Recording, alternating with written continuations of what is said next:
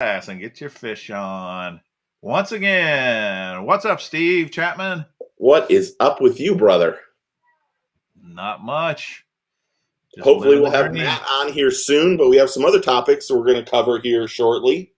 Yeah. We'll talk about Luke Duncan and Rob Turkle after we talk to Matt when he gets on here, which That'll should be fun. We should both have different sides. Yeah. Okay. And you know, don't take it personal. It's a debate.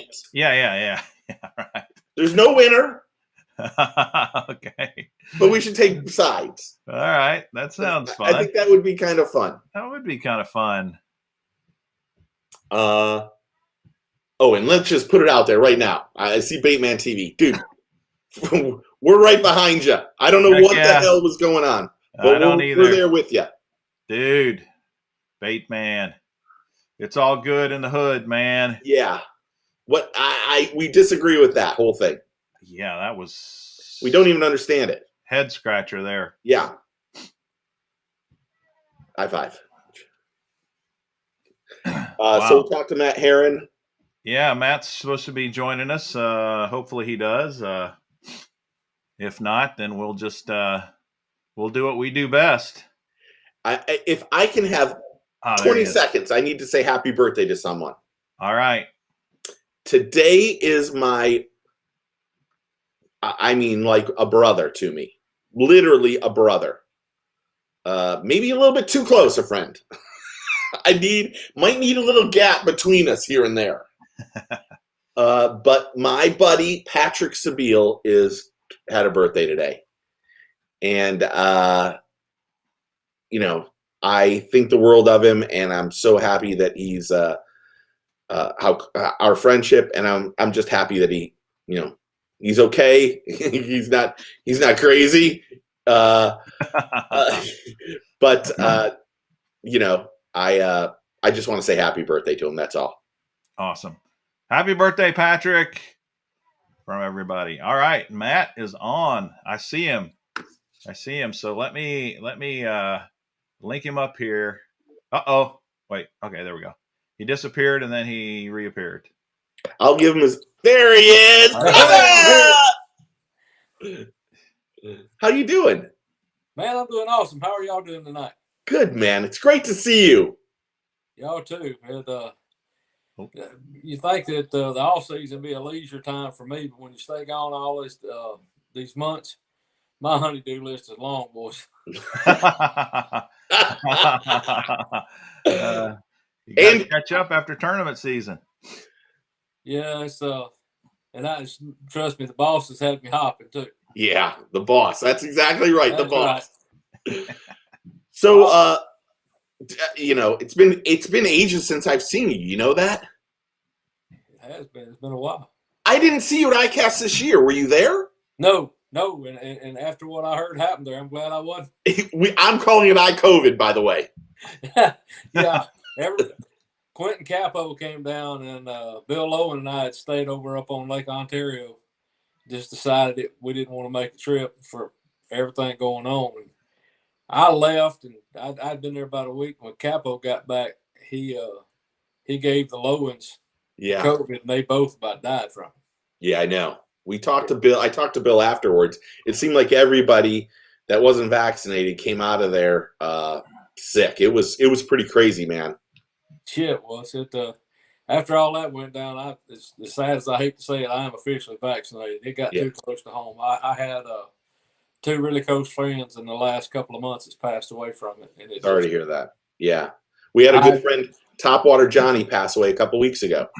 Yeah, man. I mean, I seen those guys at Lonnie O'Neill and a couple of guys that have been fishing the NPFL or NA whatever. Yeah, Skeeter Fowler. And it's God, man. I mean, it's just you want to say, well, I ain't gonna get it, and it's just not real. And then when it starts hitting close to home, it starts. I ain't no spring chicken. I'm 58 years old, and I started doing the math. And I'm like, I don't know if I'm gonna play with fire or not. And it's one of the sickest feelings I ever had taking that shot because I did not want it. Yeah, I don't I want to play, understand but that. take the chance. Yeah, yeah. Especially for your family, man. Oh yeah, that's right. So You know, we usually start off by saying, how did you get introduced into the outdoors? Tell everybody how you got started fishing. I don't remember. Yes, you do. Look, my mom has pictures of me in diapers holding a cane pole on a creek bank, and it's just my family's an outdoor family. You know, my great granddad fished, my granddad fished, my dad fished. Uh, it's just something that we've done, and I was one of those kids that was I got introduced to it, I went crazy. I mean, my whole life's been about the next bite. I mean, that's just how I am.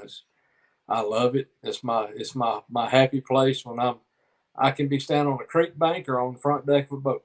It don't matter as long as I'm fishing and I'm outside. That's just what I do.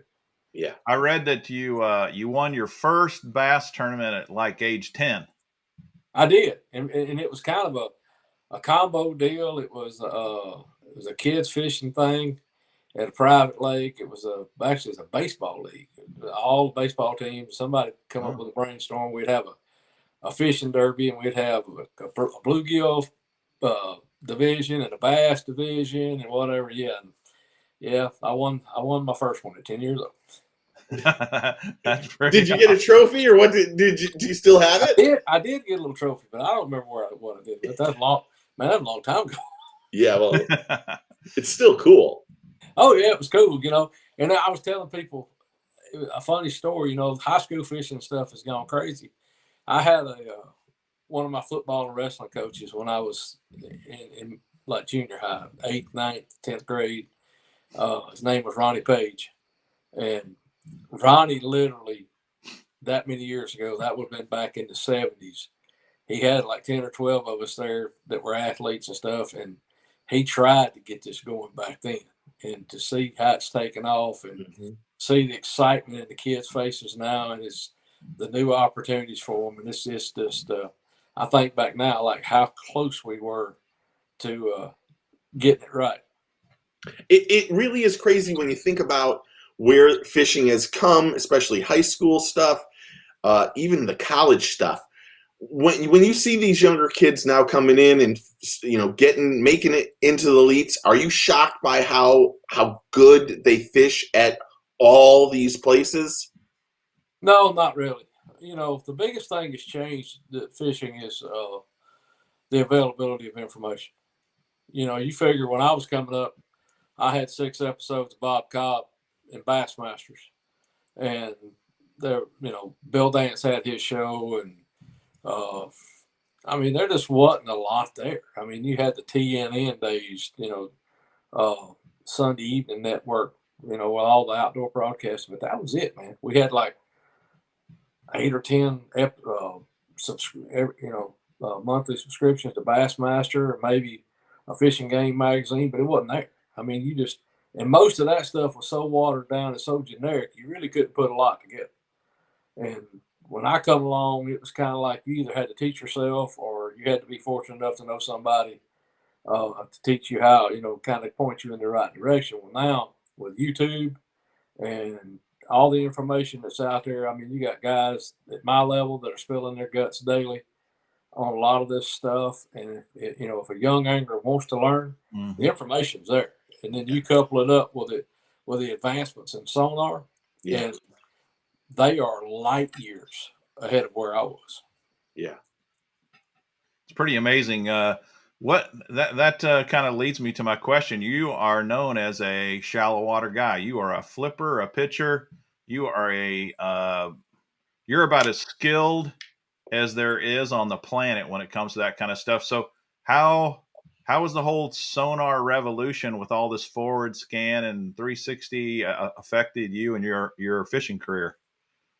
That it's made it harder to compete in some ways, because there's times of the year now where used to guys, if they weren't adaptable to shallow water, they would really struggle. And when I say that, it's that forward looking sonar stuff has now made it possible for these guys to catch suspended fish.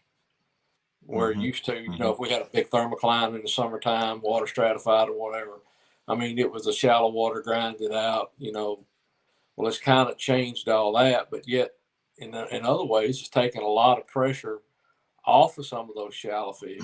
You know, Bill Owen and I were having a conversation the other day about forward-looking sonar and what's going to change next. And, you know, it's gotten to the point now with 2D sonar and DI sonar that we're seeing a lot of these fish, they won't let you get on top of them. They've had so much pressure from drop shots and people spooning, people getting right over the top of them with sonar, or even like on the Tennessee River, where used to you could just crank your engine up and idle till you found a big school. Well, you may find them, but if you idle over them now, you might as well come back in about 2 hours to sneak up on them, because if you idle over them, they're gone. Wow. And what's going to happen with this forward-looking sonar? Because they are being conditioned to sonar beams being fired at them, whether it's vertical or whether it's horizontal going forward. So it's changing, and it's no different than any other thing that we've experienced in the sport. Is I think back to the bait that I'll use for an example was buzzbait. When a lunker lure buzzbait first come on the scene in the mid-70s, you could throw that thing about 12 months a year, and the fish were absolutely obliterated. It didn't matter if it was hot, cold, they didn't care. Now go throw a buzzbait, and it's got its time and place. And they'll still bite it, and it's still an effective bait in its moment. Or like a whopper flopper. Whopper flopper for 3 or 4 years was just phenomenal. Well, it's just another bait. And what's happening is these fish, they are smart, and they do get conditioned what we're doing to them. So I'm thinking that going forward, it'll take a little while, but the forward-looking fish to that presentation too, or that, you know, that deal too. So I don't know. It's all changing, and it's another tool that anglers got to be able to effectively use to compete. If you're like me and you're competing and this is how you make a living, you constantly have to be like a sponge. Even at my age, I have to adapt and change and incorporate stuff to stay competitive. How tough is it to you know, is that saying, you can't teach an old dog new tricks, but how hard is it to learn these new things? And is there a possibility at some point that there's maybe too much of it and it starts to hurt the tournaments? Well, I think it hurts the anglers, because I've gotten caught in it as well. You know, I made a big commitment several years ago, probably 10 years ago, that I wanted to be a more versatile angler, and I do quite well now at drop shot tournaments, and I do quite well now at offshore tournaments, and it's because I had to. And I got to looking at my stats, and as long as we were up shallow or whatever, I was in the top 20, and then we'd go to up north, and I was just hanging on by the skin of my teeth just to make the classic, or trying to hang in the top in the AOY. And I got to looking at it, I'm going, you know, I compete against these guys all year long at certain conditions, and I take them to the woodshed, you know, the top 2% or 1% of the field, and there's no reason why I can't do it here. So I've become a lot more versatile, but you got to be careful in the fact that the biggest thing I've learned from me is, I know my strengths, and I finally learned that you can't play another man's game. And if I show up and I know that there is a shallow deal going on, that's what I'm going to do. But yet, if I show up and I know that it's an offshore deal going on, that's what I'm going to do. But when you get caught trying to play in both games, it equals about a 99th place finish. You cannot play in both worlds. Yeah. I had to learn that the hard way. Yeah. Unfortunately. Yeah, for sure. So, Matt, I was actually a marshal with you out on a elite series event a few years ago at Table Rock, early spring, and Brandon. He didn't have a beard then, dude. I was with you either. Yeah, I didn't have a beard then. Real close. But I was with you maybe on day 2 or day 3. I don't remember which. And you threw a wiggle wart a lot. It was a spring turn, early spring. And you were still flipping and pitching quite a bit as well. And I was amazed at your skills. Your skill set is obviously incredible. You've got tons of experience in that. But I kind of wanted to, if I could, ask you a few questions about those techniques. First and foremost, you're the king of flipping and pitching. I caught a ton of pitching jig that day. Yeah, you did. Yeah. The flipping and pitching technique, though, we do have, we got a pretty varied audience. We got guys that are very experienced anglers, but we also have new guys that are trying to learn techniques and trying to learn about fishing and that sort of thing. And if a guy wanted to just get started flipping and pitching, whether it's a jig or a soft plastic, what would you recommend? What should he do to kind of get started? We're in and out, guys. Yeah, we're in and out a little bit. Were you able to hear me? I can see you. Yeah, we can see you. Maybe a little spotty internet. Yeah, might be. I'm showing he's got 1 bar on his signal at the moment. Oh, it shows that on this thing? Yeah, it shows me. I have 4, I think. Shows me yours. Yeah, you got 4. So maybe he'll pop back in here in a second. Yeah. We haven't lost him. He's still connected. Oh, there you go. Maybe. Okay, we see you now. There he goes. Now he's got 4 bars. Nuances of that technique is crazy. Fish in the Southeast. It shows your social security number. Yeah. We're having a tough time hearing you, Matt. In and out. Matt, maybe try to dial us back. You got me any better? I'll text him. Hold on. Hey, Okay. hold on. I got 3 bars again. Oh, there you go. You're good. We got you now. I don't know what happened. I live out in the country. It's out. It's the interweb. It's the interweb. Yep. Yeah. But no, Ask your question. Okay. A good rod and reel setup don't have to be crazy expensive, but it needs to be something that you're comfortable with. Some guys like a little bit shorter rod. I would recommend nothing shorter than a 7.4, and then all the way up to a 7.6. I like fluorocarbon. 16 to 20 pounds, what I use for 99% of the applications that I do, and some type of a creature bait or skinny dipper.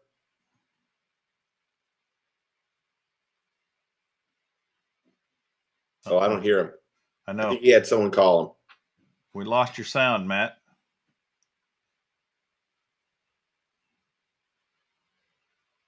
Nope, can't hear you. I think what happens if you use your phone, there you go. He'll call back. We'll get some of these other people. We'll ask some. If you guys have questions, by all means, we'll try to put them up here. Oh, here. I'm back. There you go. Oh, yeah, we got you now. You're sounding good. Anyhow, just a good, solid rod reel combination. And then, most people think you got to flip pitch, certain kind of stuff. But, man, you flip and pitch anything from grass to boat docks to rocks to stumps to anything to shade. I mean, overhanging sheet's a great place to flip and pitch, but anywhere fish, you can pinpoint them down and get them to where. Okay, so he's down to 1 bar again.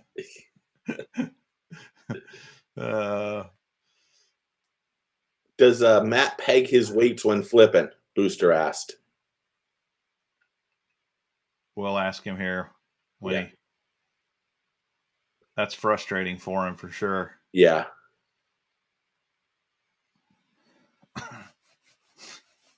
Well, he's walking now. Uh-oh. Oh, we'll get to see the house now. Show the house while you're doing it.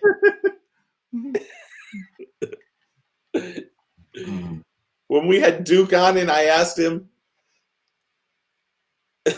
no, he's going to the boat. Show me what's in the boat. George says, shake your computer. It always works. Yeah, just hit it a couple times.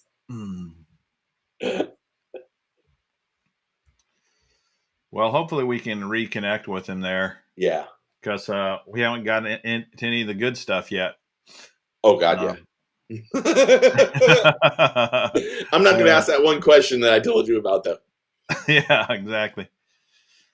Yeah, I know that he likes a 7.6 heavy rod is what he normally uses. He's a Kistler man.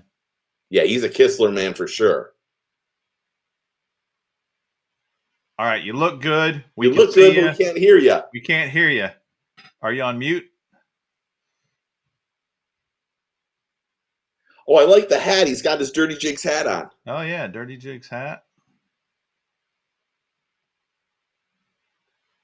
I don't know why we can't hear him. Yeah, I don't know either.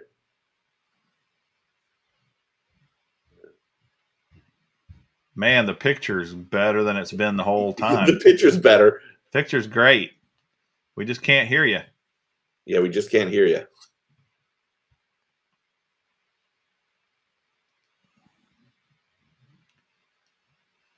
All right, now he's gone black. Yeah. Oh, man, that picture's even better. No, can't hear him. I come home for this. Let me try. I'm going to try removing him from the stream. Yeah, you might. Hey, Matt, hang up and call back again. Yeah. Can you hang up and call back? All right. I come home for this. I got to be in New Smyrna later. Yeah, he's guys like him really interest me. These guys that are what I would call a specialist. He really is a shallow water. All right, here he goes. He's back. All right, now we got to move the pictures around here. So there you go. That ain't long enough. Oh, we can hear you good. Can you hear me now? Yeah, we got you. You look good, and we can hear you good. Well, I thought my Wi-Fi would work in my office. For some reason, Wi-Fi is not working in the office, so I had to come back now. So that's all right. No problem. Got it. About that. Now, do I peg my weight? Only when I'm trying. I have to. Really? No, I do not. I'm one of the old school guys. I feel like if you can pitch a Texas rig around, and I'm not trying to penetrate cover, something that'll make it where I have to keep it together, I do not. I feel like I get more bites when it's not pegged. It's a lot more subtle fall, especially like if I'm pitching a 3/4, like a 3/16 or a quarter or a 5/16. I don't peg unless I'm in vegetation or some kind of thick brush. Do not. Yeah. So how do you determine the size of the weight that you want to use? A lot of it has to do with the weight of the bait. A lot of it has to do, like if I'm fishing, a lot of these, like a reaction innovations beaver or spicy beaver, it's got a lot of weight to it. And honestly, to me, one of the biggest things that I look at when I'm flipping and pitching, and I feel like gets me a lot more bites, is I'm a guy that's really into rate of fall. I think that the rate of the fall of the bait is everything. So I really pay attention to where I get my bites, when the bite occurs. Does it happen halfway down? Does it happen on the bottom? I mean, there's a lot of little things like that make all the difference in the world. Okay, so that rate of fall thing is one of those mysteries that we novice anglers kind of scratch our head on a little bit. What if I'm just starting out? What weight should I just start with to get going? Just a quarter ounce maybe, or an 1/8 ounce, or what should I start with? Quarter ounce. I mean, a quarter ounce is a good all around weight. If you're fishing somewhere, it's just pitching around boat docks or pitching around, scattered brush or lay downs or whatever. As long as you're not trying to fish some incredibly deep depth, no more than 6 or 7 foot. fluorocarbon line is what really kind of changed the need for weight. Pretty much years ago when we were fishing mono, a lightweight was a 5/16. Oh. And then we went up from there. But now that we're using fluorocarbon and tungsten, it's totally changed the ability to detect bites, and it changed the ability. Tungsten just falls at a different rate of speed than lead. So it's totally different. But a 1/4 ounce is a good all around weight to start with. Okay, I got my 4-inch beaver and I pitch it in there. Do I just let it drop in once and pull it completely out and then throw it in, or do you shake it a little, or what do you do when you drop it in there? Do you leave it or do you bring it right back out? Depends on what I dropped it in. If you're just going down a bluff wall and the fish are suspended on the wall, you can drop it up there, and if it hits the bottom, you can pick it up once, pitch it again. But if you're throwing it up there and you're in a laydown, you want to walk it all the way through the laydown or in the brush pile. There's a lot of variables in there. That's what makes fishing such a great sport. There's no one common deal. Each scenario is different. Right.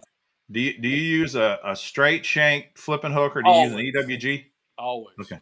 And do you snell or not? Only time I snell is when I go over 3/4 of an ounce. Okay. With braid.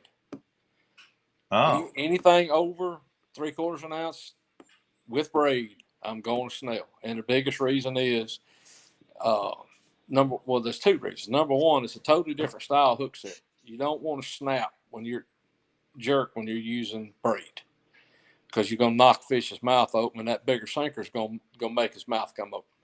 So it's more of a pull set, and by allowing that hook to be snelled, when you pull, it kicks that hook up at a 90, and it makes it easier to hook them. Okay.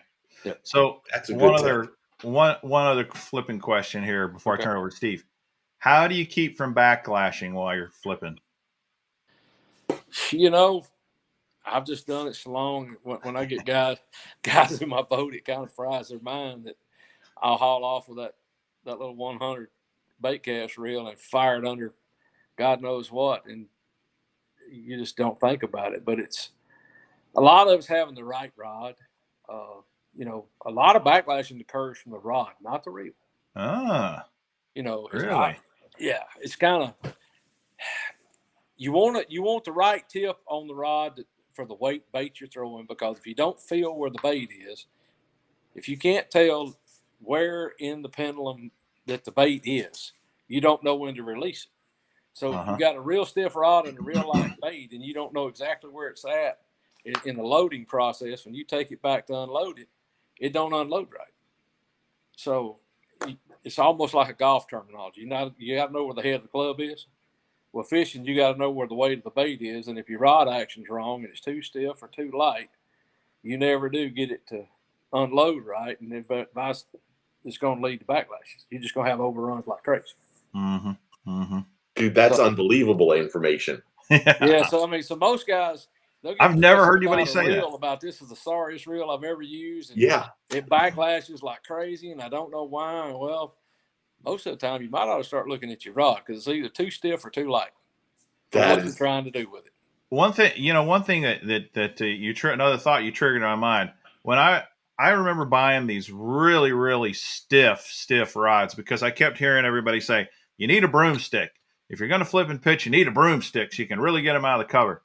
And I'm telling you, that rod was so stiff, I could not control that bait at all. No. It drove me crazy. And it'll wear you out the course. Yeah. I'm sorry about this. I got to plug with you're doing this all day. Yeah, you do. And it's, also, I can go by a guy, and it's funny, out of all the years I've been doing this, I kind of got eat up with flipping and pitching in the late 70s. I mean, I was, when D. Thomas and Basil Bacon and Denny Brower got going up, I was a 17, 18-year-old kid, and I was just engrossed with it and have been my whole life.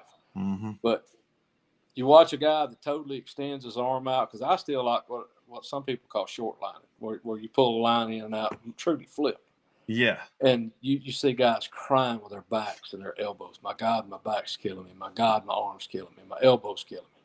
I can't flip pitch all day. It kills my elbow. Well, it's technique. You never extend your arm. Your elbows, your arm stays by your side, bent at a 90, and it's done with your wrist.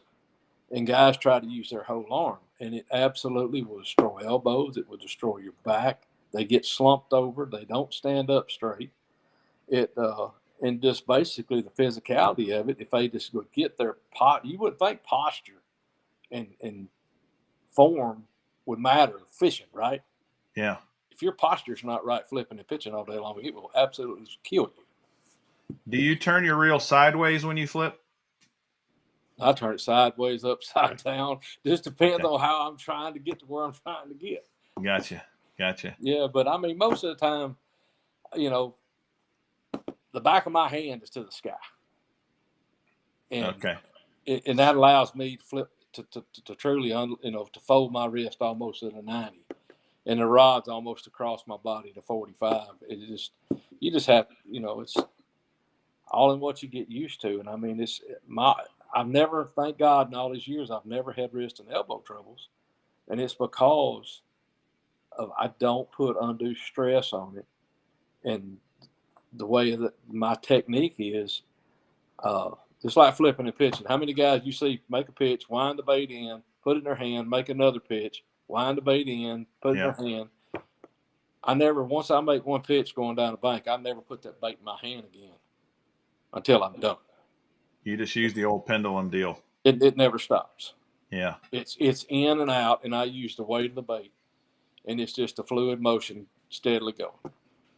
The only other thing I can tell you that probably I feel like one of the keys that, and I fished against a lot of guys, and I could go name a lot of names, that some of the bigger names on the sport that I laugh at, that do not know how to run a trophy boat.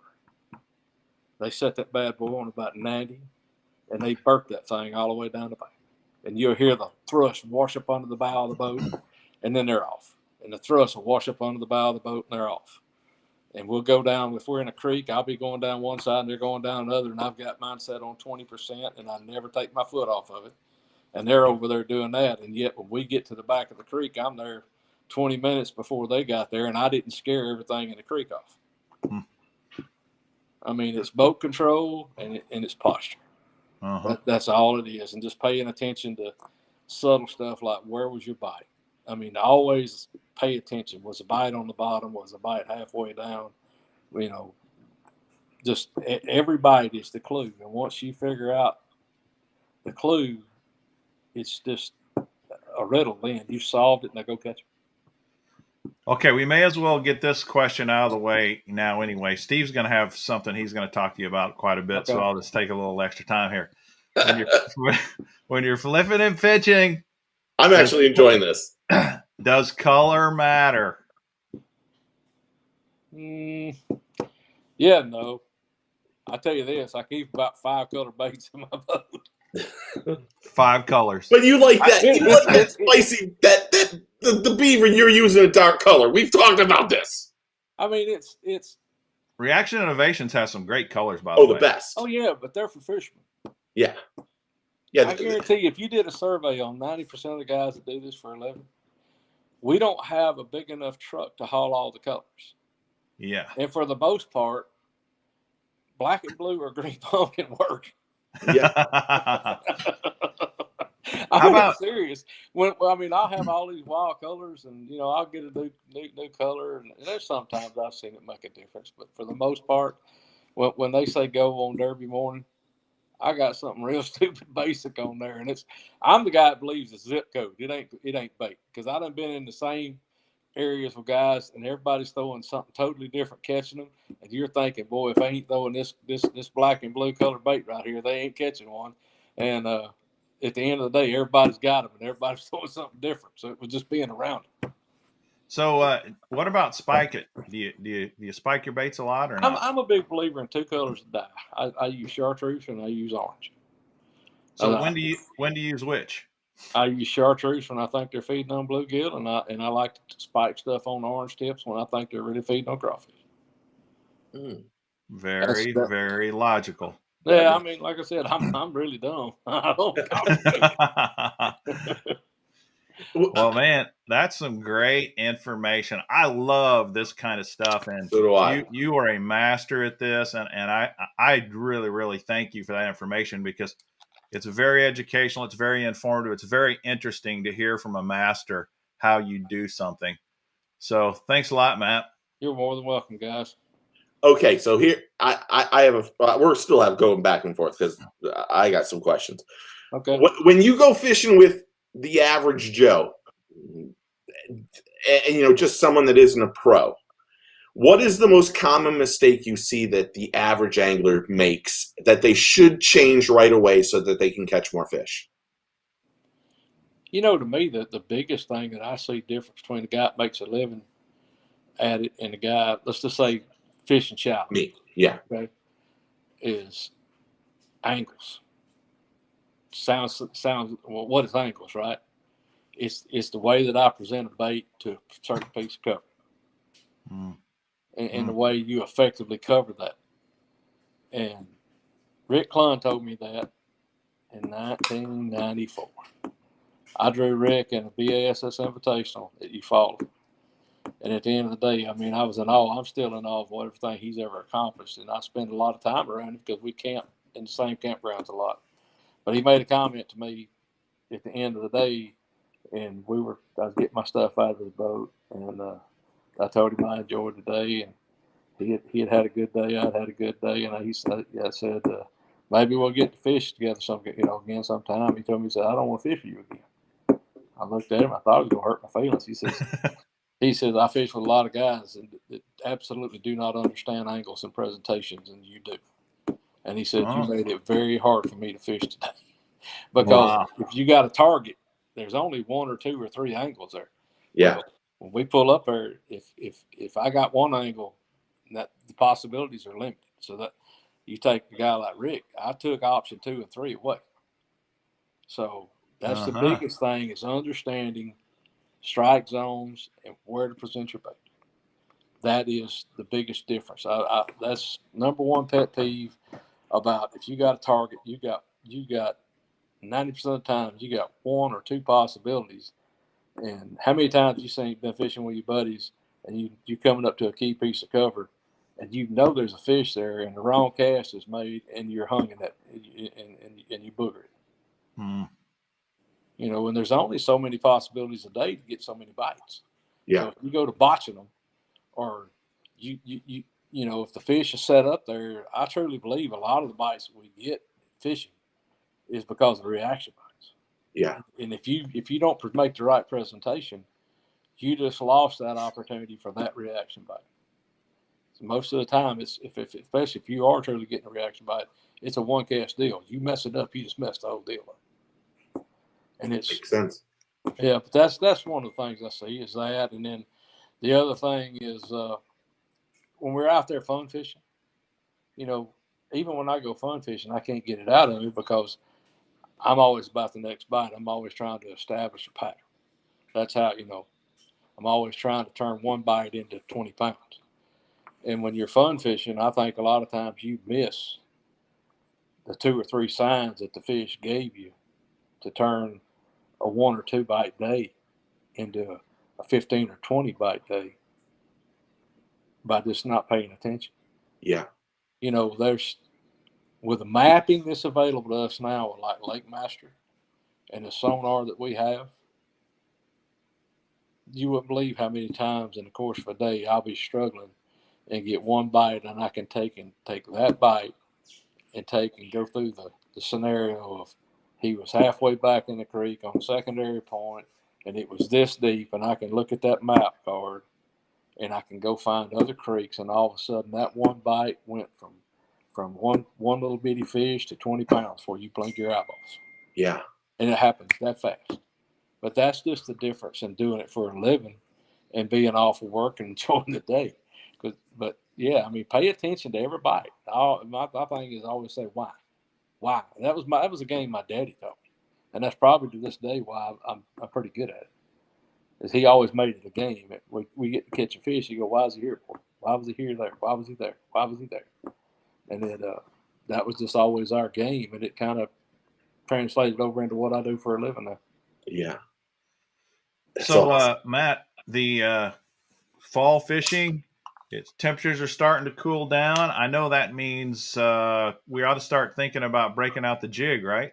Oh yeah, yes sir. What do I need to know about that for fall time jig fishing? Uh, to me, the fall fishing with a jig is all about ready to fall. A lot of times you start early in the year as the water starts cooling. They'll suspend up high. They're to me they're more related to bait early in the fall. Mm-hmm. They're on shad and stuff like that. Mm-hmm. I love white jig this time of the year. Absolutely Okay. love Huh. it. I take a white jig and white spicy beaver, shove it on there, and it's absolutely deadly on a world of different targets for fish that are heavily feeding on shad. But as the fall goes on, I think as the water cools, a lot of these lakes, you take like up, you said something about Table Rock or Bull Shoals or Mm-hmm. this time of year they start drawing those things down and water levels start getting low, and I think it kind of exposes a lot of crawfish. Uh, they kind of Okay. they're up shallower, and there as the water starts cool, they get a little more active. And I think as the late in the fall, as that water temperature starts to get down in the upper 50s, low 60s, all the way down to the mid 50s, I think they really start getting that they'll feed up real good on crawfish. They're trying to put on weight, and they kind of get available because a lot of people they'll still buy the jig when it's real cold, but that's just out of natural habit. But I think that the crawfish aren't necessarily that available to them when it gets that cold because they kind of get dormant. Mm-hmm. So Mm-hmm. they quit. That there's not that available to them. But if a bass sees a crawfish, I'm 99% sure if he can get him, he'll get him. Have you started to look at the schedule for the elites next year and also the classic? Do you start doing some homework? What's the big strategy during the off season when you start looking for next season? I've started getting the itch the last few days that I started looking at it. I've got to make some. I got a couple trips I want to go to prepare for some stuff coming up. Kind of excited about Santee Cooper this year. We're going to be there on the right moon phase, and if all the moon and the stars line up, that thing could be absolutely stupid. It could be a Preston Clark kind of deal where it's just 30-pound bag after 30-pound bag. If it's real cold, it could be miserable. But there's it's a good schedule. It's a really good schedule. We're going to be up on Ontario. There'll still be a lot. If it's like this year, there'll still be a lot of those big smallmouth spawning. Uh, it's going to be, the Florida lakes. I've never been a big Florida guy. You'd think a flipper and pitcher would love Florida, but man, Florida's brutal on me. I don't know why. I've struggled down there. Uh, Typically, if I come out of there in the top 20 in those tournaments, Classic's a done deal. I don't have to worry about it the rest of the year. What makes Florida so tough for you? It's getting easier. The biggest thing that I had to learn is I'm a pattern fisherman and I like to move a lot. Mm-hmm. And it's the hardest thing for me to get used to was that all the fish in a lake swim to one little bitty place in Florida. Mm-hmm. And you think you catch a few and you just leave. No, they just keep coming. Yeah. And everywhere else in the country, you done caught them. So it's just a totally different mindset. I mean, you're fishing for big schools of fish down there that for whatever reason, I still don't understand why 1,000 bass decide to go to one little bitty patch of lily pads to spawn. I mean, how did all those fish know that little bitty patch of lily pads was good? But they do it. And it's, I don't know. Florida is the one state where you have to have the patience of a saint. Mm-hmm. Because you have to have the confidence that there's a big group there and just wait them out. And everywhere else in the country, if you have a lot of confidence and wait them out, you die a slow, miserable death. Speaking of slow, do you ever fish a Ned rig? Oh, heck yeah. Yeah, one of the most phenomenal days I ever had was when we had that well, it wasn't a mystery tournament, it was an AOY tournament up at Mille Lacs. I actually went up and pre-fished that thing. And back then, I borrowed a buddy's boat. I had a guy that lived up in Minnesota. He says, "Hey," he says, "just come up here and get my boat, and you ain't got to drag yours all the way up." So I went up there and we were fishing. And then you could have somebody in the boat with you, and he had never fished a place. He lived in Wisconsin, so he had some Senkos in the boat, and I'd been hearing about this thing called a Ned rig. We went to a tackle store, and they had some VMC bottle heads in there. We was eating dinner, and I said, "I tell you what, dude, boy, if this thing, what I heard about this is true, I'm going to skin you up tomorrow." I think I had 5 smallmouth that weighed about 33 or 34 pounds. Oh my goodness! Yeah, and all the rest of the time we were up there, he just cried and moaned about how bad he got whooped with a dog turd. He called it a dog turd. He said, "I've been beat with a lot of stuff, but I ain't never been beat with a dog turd, man. It's bad." Our buddy Booster emailed me a question for me, and he said, in July you wrote an article and you said, "I'm going to fish at the St. Lawrence River like it's a series of one-day fruit jar tournaments. I really have to shake things up and get myself out of the place I'm in." You end up finishing in 84th place at St. Lawrence. With that finish, does he feel he got, I quote, out of his place he was in? What happened there? I stayed in it. Yeah. You know, that tournament right there, I should have had a phenomenal tournament. And I zigged when I should have zagged the whole time. That's probably the only tournament in my career where I was around them and didn't catch them. And why is that, though? What made that happen? You know, sometimes you can get some bites that lead you in the wrong direction. And you got to remember, the year before we'd been there, those fish were 25 to 30 foot deep. They had already gone out. Well, it was a totally different year. And everything was way behind. Well, first day of practice, I kind of rolled up there shallow and didn't do any good first couple of hours. Well, I rolled out there in 25 foot, and all of a sudden there they are. And that was gets death, because I got like 7 or 8 bites a day that were the right ones in practice. They were 4 and 5 pounders, but it wasn't groups, and I never could find the groups. So I kind of sold out on that depth zone, and I just got on the wrong deal. I mean, there's no excuse. I just didn't get on the right deal. I just oh well.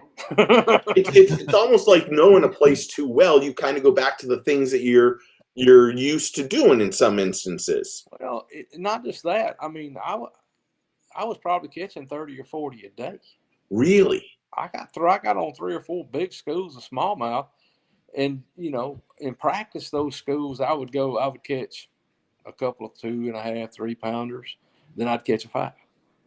And I'm like, well, they're mixed up together. I just got same deal. You just got to be patient, and you do up there a lot, because you get around an area and they'll move around. And just because they're on a hump and on the front of it today, they may be off the side tomorrow. And a lot of days you'll roll up there. I've made the mistake of, you'll fish where they were and they ain't there, and you'll leave. Well, a lot of times you just got to kind of move around. Smallmouth got that attitude and that tail, and they'll swim around on you. They'll live on a piece of structure, but they ain't always set up the same place. Well, the whole time I'm getting bites. I just didn't get the right ones. I mean, it was the stupidest thing I've ever seen. Yeah. Oh well, it happens. Yeah. I ain't gonna beat myself up about it. It's Champlain. Lowen and I are really, really good friends. Yeah. And he was struggling. Lowen's the best. Oh yeah, and he was struggling trying to make the Classic. I pretty much knew all I had to do was catch a few fish there, and I'm in. And I think that was kind of something that happened to me at St. Lawrence too. I knew I'd made the Classic, and I was literally trying to win that tournament, and I shot and missed, is all I can tell you. But anyhow, I got on the right fish at Champlain and gave him the bill, and then Bill didn't go fish him. Oh. So he went and did his thing, and then the second day I went and caught like 19 and a half pounds. And I told him, after I told him, if you ain't going, I'm gonna go catch them. Then you dumb. We had Bill on a few weeks ago, and he talked about your friendship and what a good friend you are, and that you guys hang out a lot together. And he mentioned that when he won at Pickwick, you stayed behind, and how much that meant to him. what was that like for you to be there when Bill won that tournament? Probably the only time I've ever cried when one of my competitors beat me. I know how hard it is, and you know, I've won the FLW tournament, you know, and I've won the Texas Toyota. Mm-hmm. I've had some success, but I've seen how close, how many times he's got there, and I know what a great person he is and what a great fisherman he is, and he was kind of we were cutting up that night, and I was actually going to pack up and go home, and then I was getting ready, and he mumbled something about stay. He'd see me tomorrow Sunday afternoon, and I said I ain't staying. And then I told him, I said, if it looks like you got a chance to win, I'll be there, buddy.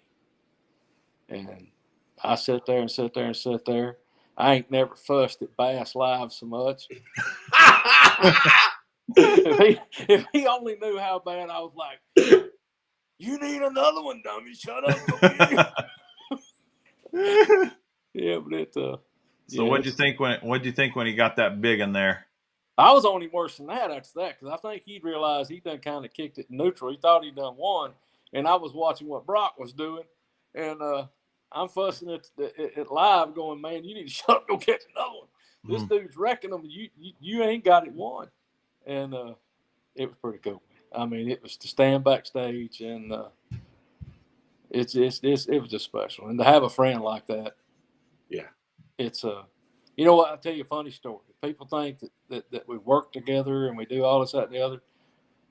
We do and we don't. We share what we think they're doing. You know, are they in the creeks, or, you know, kind of just what we think, what stage the fish are doing, and this, that, and the other. But out of all the years that he and I have been buddies, and out of all the years that he's known where I was, and I've known where he was, and I've known where the fish were. I bet you there ain't been one time that we've crossed paths in a tournament. Wow. Once. And that's just common respect, and that's just the way we do it. And it's you got to have a good friend to trust somebody with your livelihood. Mm-hmm. That's for sure. You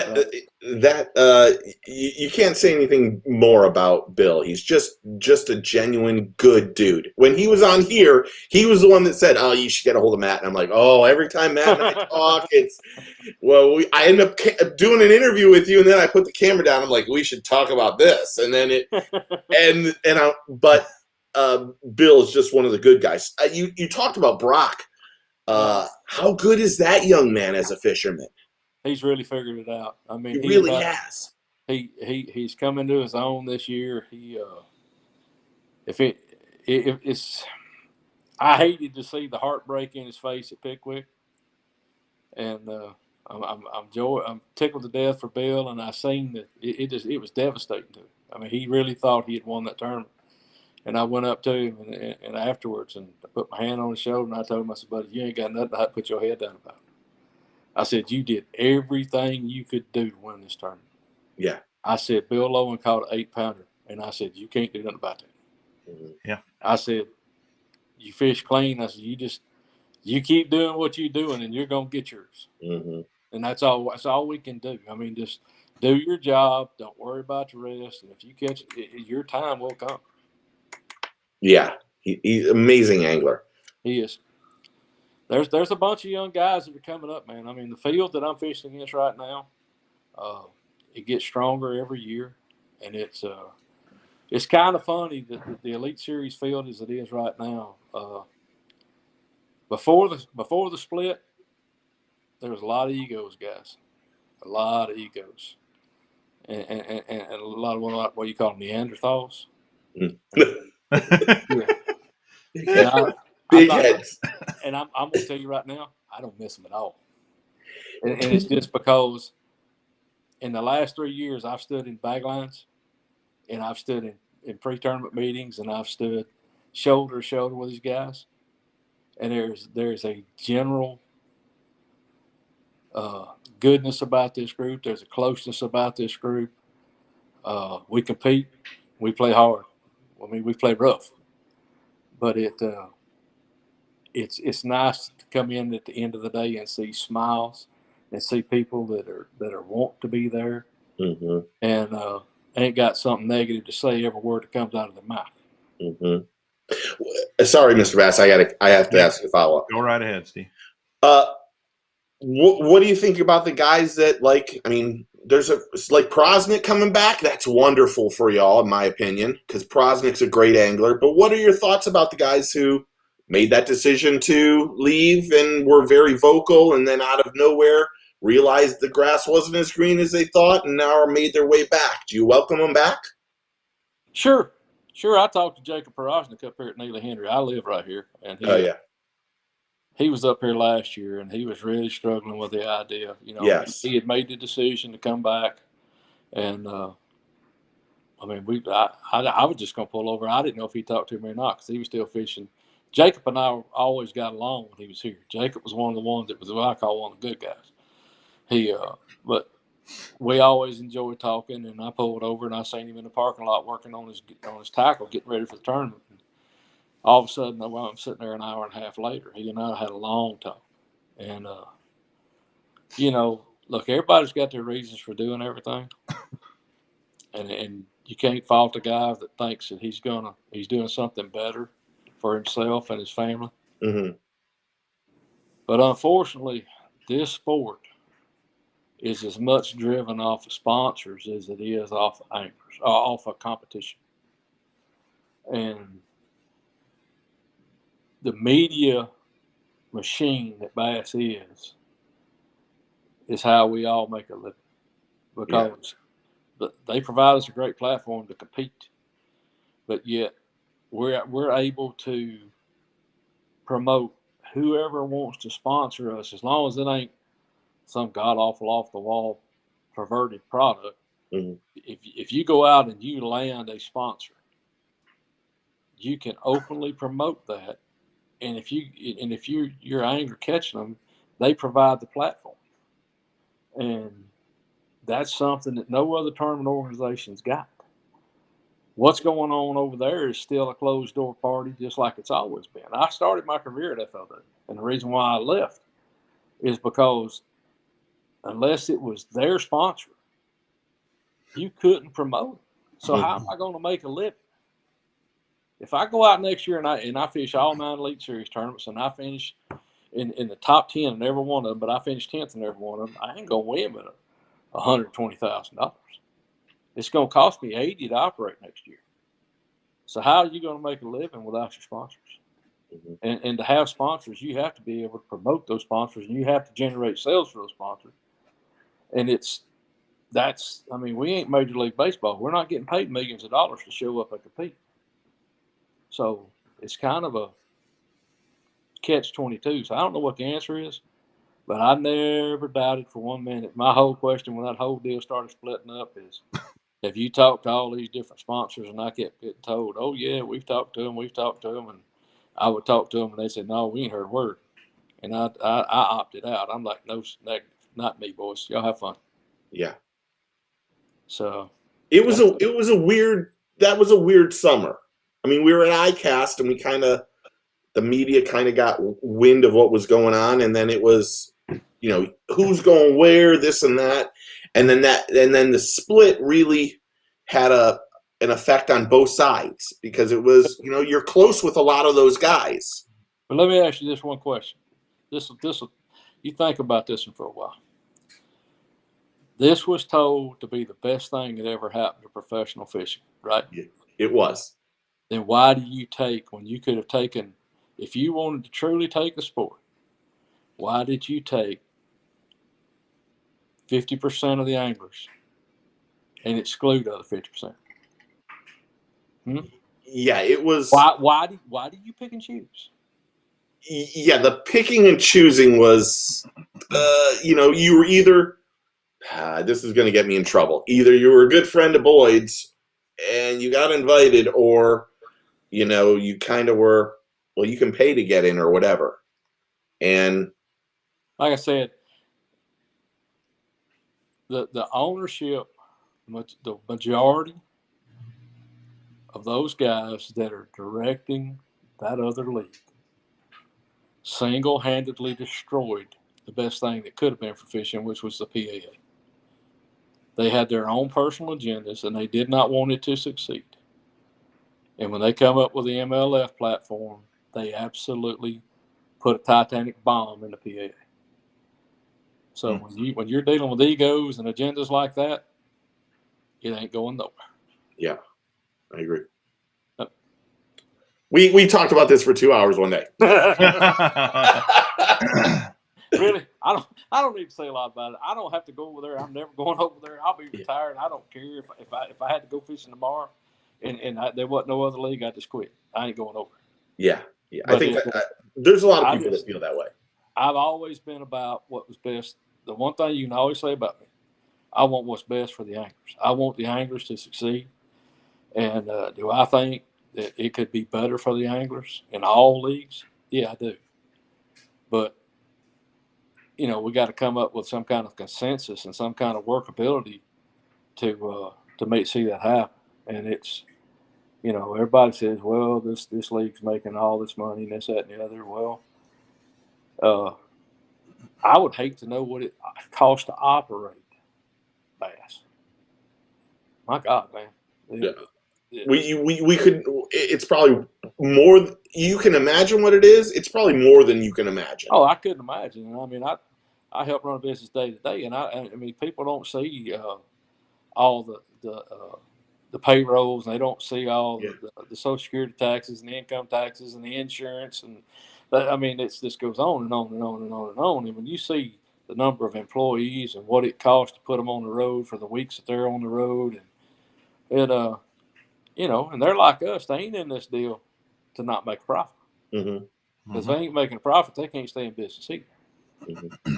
So it's kind of a catch-22. But I think right now fishing's in a good place. My gosh, as long as the leadership in this country don't sink our economy, fishing's as good as it's been in a long time. I agree.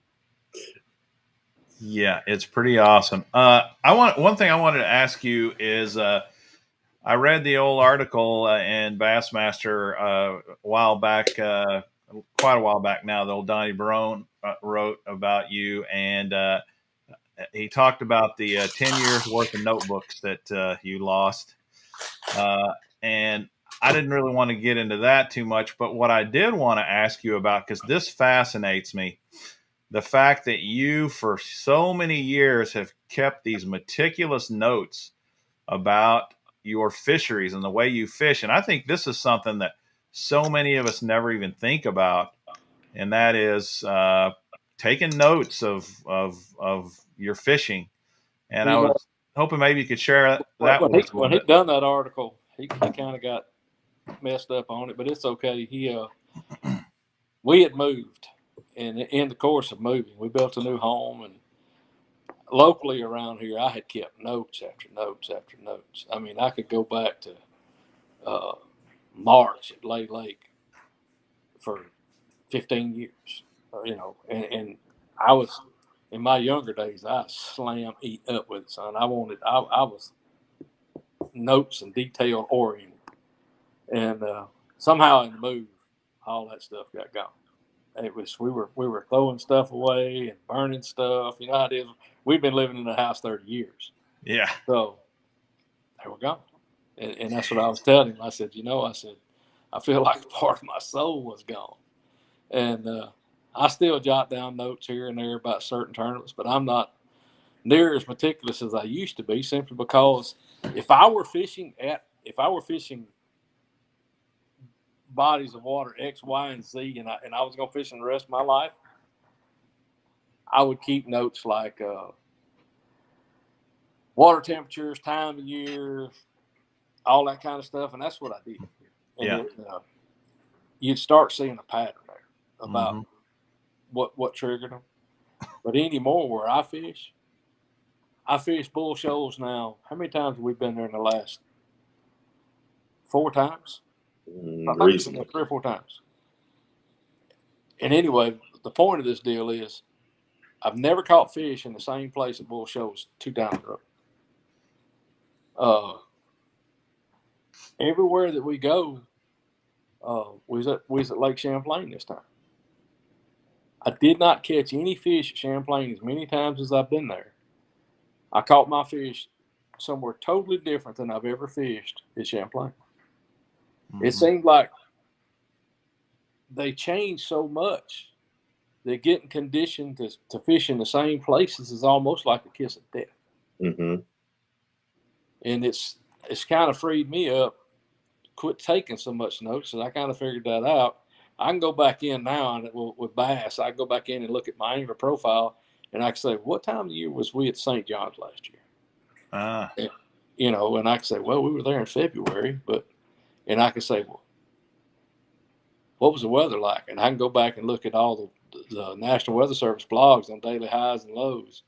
Mm-hmm. And then I can look at the moon phase, and I can get real close to what I need to know. But when you're fishing the same body of water all the time, you fish a lot more of it. So I've just kind of learned that I'm better off now to use that general information and fly by the seat of my pants. But it was that story he wrote was, at that time I discovered that I was going to give all that stuff to my kids. And I'm like, dadgummit, Don, it's all gone. My little nephew's here. Callan, it is his birthday today, too. So happy birthday to Callan. He says, what's up, guys? But, you know, Clun, I think it was Clun back in the days who got me started doing that. Really? Yeah, I mean, back when I was a teenager, and I'm 90% sure Clun used to keep all kind of notes. It was Clun or one of the... That sounds like Clun. Yeah, and that's when I started doing it. And it, for a lot of years at home, it helped me because it would... Because I had to, you know, I was the guy, I had a lot of success locally. I mean, I won a lot of tournaments at home. But I was the guy that had to work Monday to Friday. There wasn't no getting off on Thursday to go pre-fish. Mm-hmm. So I was the guy that showed up cold turkey on Saturday morning and won. And I always prayed on Friday for a big, nasty cold front in the spring or something. Because I knew if all them guys had been pre-fishing all week long, I used to kid a really good friend of mine here, Joe Lay. He and I used to cut up. He'd call me on Friday night, and I tell him about cold front coming. I said, boy, y'all better catch him before 10 o'clock, because if you ain't got him 10 o'clock, I'll be done figured it out. You're in trouble. Hell yeah. You're fishing the Redfish Cup. How much redfishing do you do, just out of curiosity? Not a whole lot. But it's always been when we're at the Sabine River or down at Morgan City fishing the Chaffalay. Redfish are kind of like this. You don't have to fish for them; they'll fish for you. You just got to be silent, right? If you're around where they live, they bite. Yeah, and they fight. Their fight is a lot better too. Just saying. They are. You know, this is a cool idea. I got called up and was asked if I was interested, and I thought, heck yeah. Who's your partner for it? A guy, I think he's out of Tampa, Florida. His name's Chad Manning. We've talked on the phone 2 or 3 times, and he's about as fired up. He's a big redfish hand. Okay. Most of these guys we've been paired with are, you know, really, really good redfish guys. Yeah. So now Chad, he and I, we don't know diddly do about the water down there, so we'll be lost. But we got 3 days of practice, and it'll be fun to get in the boat. I told him I'm a heck of a net guy, and I'm a darn good backseat guy. So you point me in the general direction, and if he's there, I'll catch him. It's gonna be fun. I mean, we'll get to kind of put our heads together and try to formulate something on the fly, and I'm gonna get to step out of my world and get to see the world through somebody else's eyes for a little while, and get to enjoy being down on the coast. I'm excited about going there because I like to eat. Are you going to throw a bait caster though, or are you going to throw a spinning? Boy, if you see me with a spinning rod, it's bad. It'll be odd to see someone redfishing with a bait caster, to be honest. Well, the only reason, you know, I was talking to Chad, and the biggest reason he gave me for using a spinning rod so much is if you're looking at them, you can throw a spinning reel a whole lot further than you can throw a bait caster. Yeah. I mean, you can open that bell up and you can throw that thing a mile. So if you're seeing those tails out of the water, That's that. But You know, with your accuracy, that's going to be the best thing about it. You'll be dropping dimes on their noses. It's going to be funny because they've kind of thrown some curves in there. We can't use platforms. We can't. You can't use a polling platform? No. Wow. We're all fishing out of bay boats. So we'll be in 23 to 24-foot bay boats, which is going to make it really interesting as far as trying to get back. In that skinny water. In that skinny water. So they've kind of limited us on that. You know, some of these guys have got some highly specialized flats boats, and you know, they're really set up for it. So as far as that competition goes, it would kind of make it hard on us, but it's going to be neat. I mean, as long as we don't get no major cold fronts, and I want it to cool off, but that I'm sure by I will be there the 12th through the 14th or something. The weather ought to be gorgeous down there, and like I said, I like to eat. I ain't never been near the Gulf Coast down there where they have something good to eat. Yeah, you'll eat really well for a few days. Yes, sir. So Matt, your home lake is Neely Henry. If I've never fished there at all, what's the best time of year to go down and give it a try? You know, my favorite time of year is in the fall. Right now, really? I mean, I really like it in November, December as it starts cooling off. Yep, it's fun lake to fish, and it's a good bass lake. I mean, it's got spotted bass, largemouth, and they kind of get aggressive right now. The shad, I was up that way just trying to drove through town, and I could see all the backwaters. The shad have already pushed up in all the sloughs, and so I'm sure the bass ain't far behind, and it won't be long. They'll be eating a buzz bait, and the square bill and the spinner bait to get going, and as it cools off, we'll get to catch some Coosa River spots out on the river with a jig. And then awesome. My favorite thing to do over now, you ain't gonna believe this, but I am a diehard love to shoot dock crappie guy. Really? Oh, I'm a perch jerker, man. Really? It's just funny to see them folks. They'll be up there on their piers and stuff, and you got a wrap boat, you got your feet dangling off, driving your Ultrex with your fingers, and got a 4-foot rod with yellow line on there shooting crappie. That's a skill too. That is really cool. Look, they ain't. I guarantee you, if you survey every one of us at tournament fish, we're still. I know I am. I'm like a big kid. I want to get bites, and by this time of the year, you know, you kind of you burn out. You get tired and the grind and mentally, but it's kind of cool just to go be a kid again and get a bunch of bites and enjoy the day. And just I don't know. When I quit loving doing that, I'm gonna get out of it. Yeah. Okay, we're gonna let you go if you don't, because I don't want to keep you all night. But I know I have a couple things. Everyone, you got to go. Make sure you go to Facebook.com, Matt Herren Fishing. Make sure you check out Skeeter and Yamaha, Dirty Jigs Tackle, Reaction Innovations. I mean, I can't say more good things about the skinny dippers. I'm not saying I throw the skinny dipper since I live in Florida, but I am saying I throw that skinny dipper all the time. And Minn Kota Hummingbird. What's that? You don't throw a Houdini color in it, do you? No. It's black and blue, and that's it. You need to throw that Houdini there. You know that skinny dipper, you know, at one point in time, they don't own the marina at Lake Big Toho. Did you know? I forgot their names. Detweiler? Yeah, they just sold it. Yeah. And but I remember going in there and going fishing, and they had was a wall of skinny dippers, and I thought, what is there no other baits made for Toho? And Cody was like, you know, you need this, Steve. I'm like, okay, whatever. And then the whole day I wrecked them, and I'm like, oh my gosh, what's going on with this? But broaden your horizons. Get you some June bug. Get you some Houdini, and that penetration. I mean, if they don't bite them three, you ain't gonna catch them. Yeah, I mean the bait's wonderful. I'm just saying that right off the. I ain't seen a bait yet you can cover more water effectively than you can with that bait. Yeah, that bait. It's a great search bait. They bite it, they eat it, they destroy it.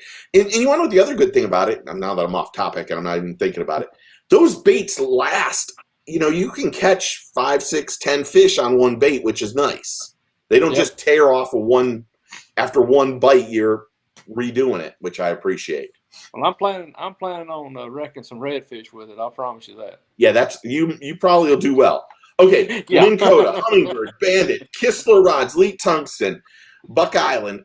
Make sure you go check out Matt and give him a like. And dude, we really do appreciate the time, and we're so happy. You dropped some knowledge on us today that I'm like, my mind is now a little bit perplexed and going, I've been flipping the wrong shit. Oops, sorry, the wrong stuff at the wrong things, and now I'm like, I need to go out flipping. I need to go out and flip the weeds out in the frog pond.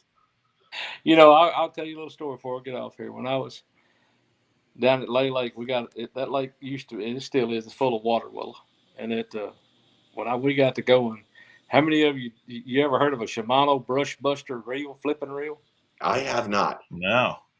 That was back like in the 70s. They come out with one that literally didn't have a worm gear on it. You mashed the button, pull the line out, and we were flipping. We wasn't just pitching, and we had back then, and then we had I think they were Fenwick fiberglass flipping sticks that weighed about 17 pounds. But me and a buddy of mine that I fished with forever when I got tournament fishing, we got so engrossed with it, we would literally. I was so broke back then. I didn't have money. Well, I think we might have took a sandwich. Couldn't afford nothing else to drink, so we had one of these little 2-gallon igloo water coolers. And in Alabama, in July and August, it's hot sun. So we fill up the ice water cooler. We take 2 flipping sticks apiece, and I went down there and I flipped that grass. We'd go every Saturday and Sunday, and I learned more. Everybody said, well, "How do you learn so much about flipping fishing?" I said, "That's all you do all day, and you want to get a bite. You learn a lot of ways to do it." That is true. But yeah, I mean, if a guy wants to learn how to do it and get effective at it, just commit to it. I mean, you don't. Some of the best flipping and pitching time or pitching baits lakes I've ever seen is lakes that people would never dream you do it on, and those fish don't get pressure. Mm-hmm. Like I said, something as simple as shade can offer you some unbelievable days on the water. Yeah. Yep. Awesome, man. You're really the best. Really, we had Bill on the other day. I said to him, the one thing I love about you is you just shoot it straight. You're not giving us a line of BS. You just are honest, humble, and good. And I love you for it, man. Thank you, buddy. Y'all call me anytime. Great show. We'll talk to you soon, Thanks, Matt. Appreciate it. Bye. Later, bro. Take care. Wow. Dude, that was better than anyone we've done. That was great. Man, it was that was great. Stupid. Yeah.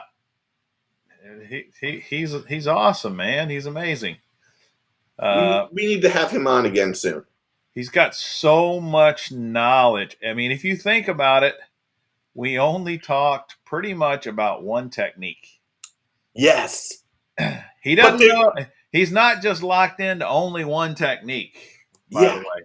He's locked in. I mean, he's talented, you know. Yeah, and just a good dude. Just a really, really good dude. You text him, he's one of those guys that as soon as you know who I texted earlier. I haven't heard back from that person yet. Yeah. All right. You might need to text his agent. If that's the case, then that person isn't coming on. But you text Matt, and within 30 seconds of texting him, he's like, "Of course, Steve. Yes, anything you want." And it's like, how do you get someone better than that? Him and Bill are like that. Yeah, that's right. They're great. So it's wonderful to hear from him. That's all. Okay. Well, I got to say, we apologize. I know there were a bunch of people. There were people texting me questions. I'm sorry I didn't ask them. There were some that were on here. There was one good one that I really wanted to ask about him and Tharp. Yeah, I saw that. I almost asked it, and then I thought, well, I don't know. Yeah, I was unsure about that one too. I know that issue. I remember seeing it on YouTube about 72 million times that weekend. Yeah, it was fun to watch. Yeah, it really was. But I wasn't sure how. I didn't know how to broach the subject, to be honest, because he was he dropped a little bit on the Major League Fishing stuff, but he was still. I could tell he kind of was a little reserved. But luckily, it wasn't 3 years ago when it happened, because I can tell you that I remember seeing it at ICAST 3 years ago, and I don't even know what Skinny Dipper came out or something came out, new Little Beaver or something. Mm-hmm. And then afterwards, it was like 2 hours of, his thoughts on what was going on with Major League Fishing. Now it's a little bit different because, luckily there's been 3 years and everyone can kind of pull back a little bit, but he's still passionate about what was going on for sure. No doubt. No doubt. It was cool. It was fun. So since last time we talked about it a little bit last show. Yeah, it just popped up last show, didn't it? It was just starting to percolate. It wasn't even that big of a topic. But the Luke Duncan Rob Turkula feud, we'll be brutally honest. We were going to do a show on everything we had learned on Friday night. Yeah, we were going to do an emergency show. Yes. It would have been fun, but we thought, we need to be fair here. We need to get all the information. We don't want to spread any rumors. We don't want to start talking about something that we don't really know what we're talking about. Yeah. And there was so much that was said. If you missed Luke's initial show, Luke he was very upset that Rob left the tournaments early, 2 tournaments early. He went off. Yes, he did. And what was your opinion? What'd you think of that little diatribe? The controversy clicks, as I like to call it. Yeah. I think YouTubers can never be professional anglers. Let's get that straight. Get it out there right now. Yeah. Because that's a hard and fast fact. I don't know if it's a fact. I'm just kind of interpreting what Luke said there. Yeah, it was his opinion, and he's allowed to give his opinion. You can kind of see a side for both, but I think the part that that I had to side with, there's ups and downs. First, let's just say Rob made a video, and both of them end up taking it down, which was good because Luke started getting death threats, which is completely out of stuff. Yeah, but ridiculous. In my opinion, while I think Rob should have just told them what was going on, in my opinion, NPFL needs Rob more than anything. And that's just my opinion. Well, he's got to be, just as far as the general public goes, he's got to be the most well-known person on tour. He is. I looked up. You know how my stats stuff goes. Yeah. Mr. Statistician. Yeah. So, as much as they don't want to probably ever admit this, Rob, NPFL on Facebook and YouTube had about 140,000 views. And that was it. That's not a lot. That was for the whole season. I know Turkula paid his money. He's allowed to go whenever he wants. But you still got to remember, it's very frowned upon to leave the tournament early by everybody. Yeah. But he's allowed to do what he wants. I'm not taking. Let him do whatever he wants. Yep. In the very few videos that I saw that he talked about NPFL, he had over 1.5 million views. So 10 times. Yes, at least 10 times. Yeah. And when he was down here in Florida, while there wasn't a ton of people at the tournament, he gave away all of his tournament gear on the last day.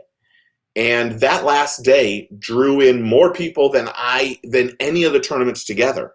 Yeah. So while you have to go, NPFL Luke does a great job. I'm not taking anything away from Luke or David Dudley or Fat Cat, any of them. And having Luke as they admitted that the game plan was to use Duncan's and all these guys' media stuff to help draw people in. Mm-hmm. Really, Turkula did more than any of that. Yeah. Turkula. If you were to compare Turkula to anybody on the pro circuit, you could say from KVD on down, Turkula is a professional social media guy. That's what he does. That's it. Right? That's it. None of the rest of us are. I mean, as far as the people on the circuit goes, and it doesn't matter if you're in FLW or MLF or B.A.S.S. They're all anglers trying to make a living. They're not social media. He is an influencer. He is an influencer. That's it. That's exactly what he is. That's his role in the world right now. And when he said he was joining these tournaments, there were many people that went, I said it. Why? Why would you do this? Yeah, I said it too. Why would you want to put yourself through this BS that's going to happen if you don't succeed? Well, not only that, I agree with Luke when he says a YouTuber, meaning an influencer, can't succeed at professional tournament fishing. And with this caveat, I agree with it initially, because you can't go from never really fishing tournaments at all to just showing up to a professional tournament and think you're going to be successful. These guys will chew you up and spit you out. They are animals. And they're so focused on it. It's their entire life. And I've realized that you got to work your way up. You can't fake time on the water. You can't fake tournament experience. There's so many decisions that have to be made during a tournament day that they don't just come naturally, Yeah. So this isn't taking anything away from Rob as an right. I fully think that Rob can absolutely be successful as a professional tournament angler if he sticks with it. But it's going to take time. It's going to take time. It's not going to be an overnight thing. And I think Rob understands that. I don't think he's that naive. I think he was just frustrated. Now I'm putting my own thoughts in here. I think he just got frustrated. And listen, anybody that's fished a tournament and had a bad tournament knows what frustration is. Yeah. I think it's real. I think in going back to Luke, I think the part that Luke is frustrated on, and so would anybody, and same with the people at MPFL, is that they didn't know that he was having an issue. And that if they knew he was having an issue with PTSD, that there was something that could be done. Yeah. The problem that Rob had is that he didn't say it to start off with, and then he said a bunch of stuff about how bad the lakes were, and that he didn't like it, and that almost like they should cater to where he's going. But he knew where they were going before he signed up. Yeah. And take that same logic on any of the other tours. How many times, now granted, a lot of times they do try to say, look, we're going to go to this area during the spawn because it's amazing. But the reality is, even at the very highest level tournaments, they have bad lakes. They have bad tournaments. They have tournaments where the weights are low, where it's a part of fishing. Yeah. And you are rare. You might hear like a Matt Herren. You might hear Matt Herren say, man, I had a really tough tournament. That was a tough lake. It was a really tough deal for me. But he's not going to say, the freaking B.A.S.S. guys, why can't they get the lake straight? Yeah. I mean, because I've heard them talk about this over and over, the pros. What they say is it's still an equal playing field. We've all got to fish the same lake. If it's a terrible lake, we're all fishing a terrible lake. If it's an awesome lake, we're all fishing an awesome lake. It's all apples to apples, so no big deal. Yeah. So Luke I think Luke and the management for MPFL not knowing what was going on, was an issue. And now having to take Rob's side, I don't know if he wanted that out, but he should have said that up front instead of saying all the negative things about the places they were going fishing. That's how it should have. Now, did he pay his entry fees? Yes. You're allowed to do whatever. But you want to, this has happened to everybody. It's unbelievably frowned on. Imagine if there was a co-angler and out of nowhere he decides to leave after day one. Now that co-angler is stranded. And that's happened in the past. When this all happened last week, throat's starting to hurt. It was, I texted cousin Ken and said, how often does this happen? And he said it's happened a lot. And usually those people, it's really frowned on. Mm-hmm. Now, the PTSD stuff, mental health, Rob's mental health is very important. Sure. But he kind of mentioned something that I kind of didn't like. He said, all the Afghanistan stuff started happening again. And he started doing his new podcast that was just strictly about Afghanistan. So some of this stuff, it sounds like, was kind of brought on by the things that he was doing. Mm-hmm. Now, I don't know that for sure or not. And if I'm wrong, I apologize to Rob. But I think where NPFL and where Luke and the rest of the guys, they said, we're not happy that he just up and left on us. He should have told us what was going on, and it would have made the whole thing better. Because I don't know Luke that well, and really, I think Luke ghosts me now. I don't think he blocks me, or I don't even know what the hell, to be honest. But if Luke would have known that, I know for a fact he would have never mentioned it in his podcast, because the storm that happened after that was ridiculous. It was, and I think it is important to mention that, PTSD is real. Yes. It is a real thing. And it doesn't mean a person's weak. Some of the strongest, bravest people in our entire nation suffer from PTSD in really bad ways. So you have to take a person's word for that. When they say they're having PTSD issues, you cannot discount that. Yes. I'm not discounting that at all. Right. In fact, if he's having issues, I hope that he's going to a psychiatrist or going to someone that he can talk to so that he doesn't have these problems. Because mental health is a serious, serious issue that happens to a lot of veterans and a lot of people. After the whole thing, and then both of them took their videos down. Then, of course, we had we had Duncan's new podcast that came out this week, and he went over a lot of it. But then he threw our boy under the bus. I don't know, Bateman, but he threw our boy under the bus. Yeah, he threw Kevin under the bus there. I didn't understand that at all. I didn't either. That was a little odd. I mean, Kevin is one of the nicest guys in the whole fishing industry.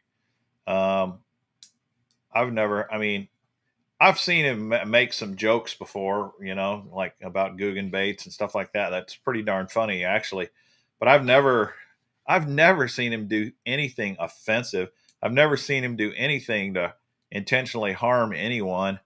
And I can't really believe he would have done that to Luke. So I definitely, Bateman made a response, and I believe it was legitimate. I believe it was sincere.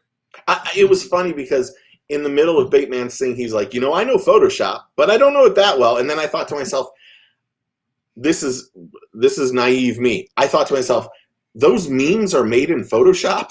Yeah, I'm like, I could have been doing this for years and making a living on these. And I thought, I don't even know how I honestly didn't know a meme was made out of Photoshop. It makes sense.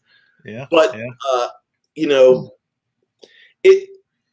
I think it's really tough. This community is very small.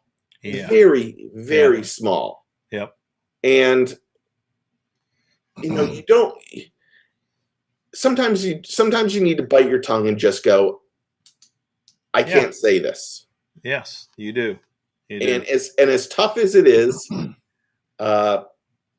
know, it is tough. There are things I would love to say. There's things I'd love to say here, but I know that it could come back and bite us in the ass. Yeah, for sure. Well, and not to say I'm perfect at this, but from the day I was born, my mother used to tell me the golden rule.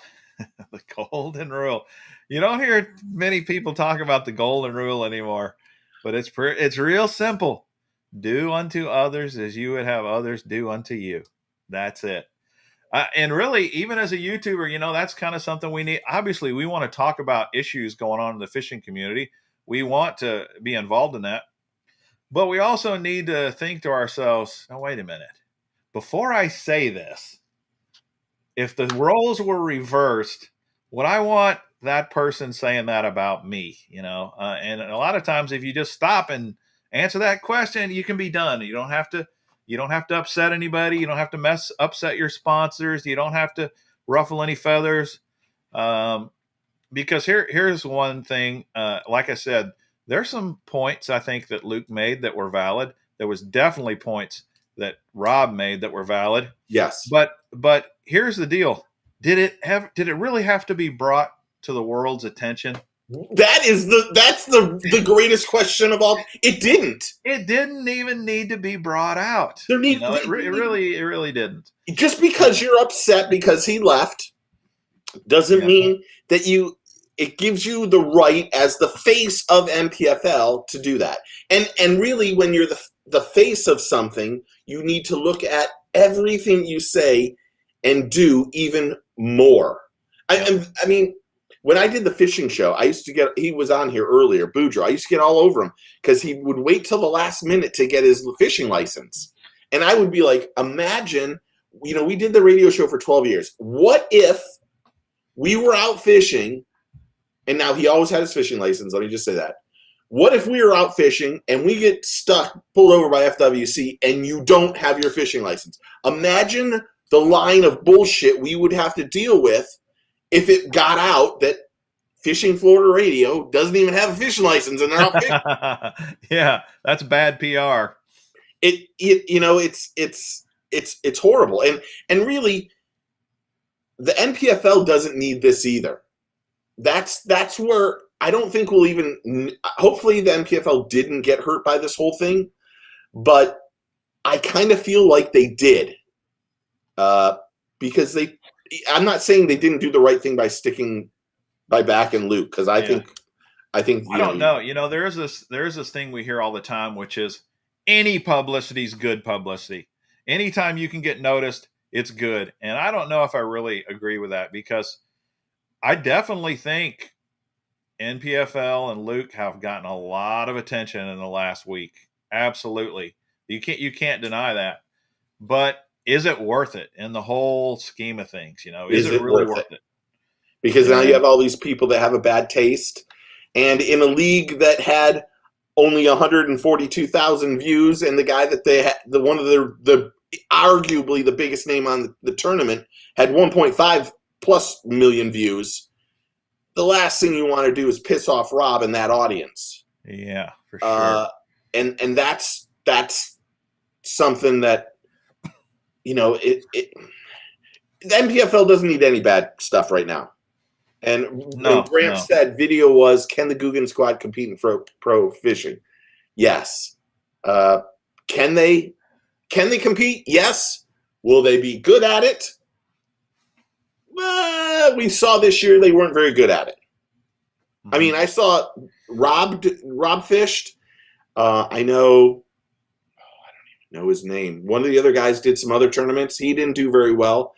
It's a different breed of person to do a fishing tournament. That's the whole thing. It's a drastically different view. Yeah. And I'm not taking anything away from anybody. If anybody wants to try and they pay their dues, then that's great. You know, the problem that I saw with NPFL this year, there was only 27 anglers out of the 100 and some odd people that actually made money. That's rough. And that's tough. That's really tough. Yeah, for sure. For sure. I wonder how many people on our live stream watch NPFL. Any of you guys follow it closely? Is it something that matters to you? I was kind of excited when I heard that NPFL was coming to the scene for one reason. And that was one of the things that they said was part of their mission, if you will, is that there are a lot of really great anglers out there that are talented enough to fish at the highest level, yet financial constraints make it so that they have to work full-time jobs back home.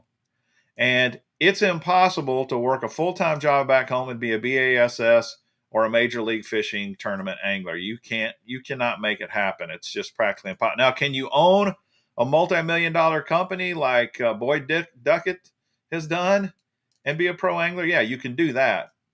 But if you're an average Joe, an average blue-collar Joe that's got kids to feed and bills to pay, you can't do that. So one of their big missions was, we're going to give these very highly skilled anglers who have to stay at home and work an opportunity to compete at the highest level and keep their day jobs, keep their jobs at home.